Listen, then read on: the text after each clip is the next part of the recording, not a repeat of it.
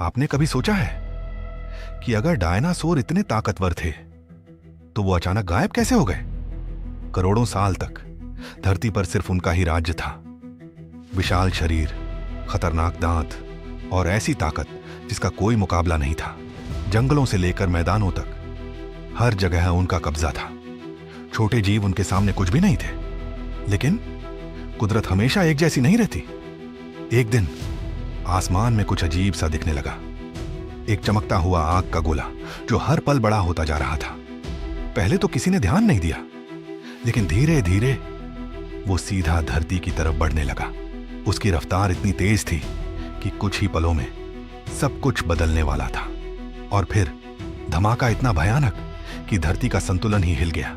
जहां वो टकराया वहां सब कुछ जलकर राख हो गया। हजारों किलोमीटर दूर तक आग की लपटें फैल गईं। जंगल जलने लगे, आसमान काले धुएं से भर गया। लेकिन असली तबाही अभी बाकी थी। टक्कर के बाद लाखों टन धूल और गैस आसमान में फैल गई। सूरज की रोशनी धीरे धीरे गायब होने लगी। दिन में भी अंधेरा छा गया। धरती का तापमान गिरने लगा, पेड़ पौधे मरने लगे और खाने की कमी शुरू हो गई।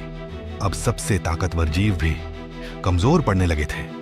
डायनासोर, जो कभी इस धरती के राजा थे, अब एक एक करके खत्म हो रहे थे। उनकी ताकत, उनका आकार सब बेकार हो गया था। लेकिन इस अंधेरे में भी कुछ जीव जिंदा थे। छोटे, कमजोर दिखने वाले, लेकिन बेहद चालाक।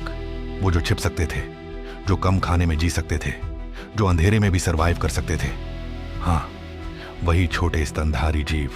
जब पूरी दुनिया खत्म हो रही थी, वो चुपचाप अपने बचने का रास्ता ढूंढ रहे थे।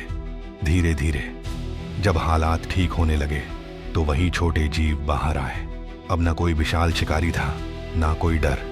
पूरी धरती उनके लिए खाली हो चुकी थी।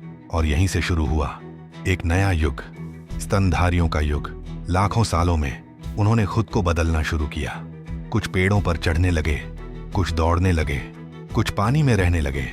और फिर इन्हीं में से एक प्रजाति ने इतना विकास किया कि वो सोच सकती थी, समझ सकती थी और अपने आसपास की दुनिया को बदल सकती थी।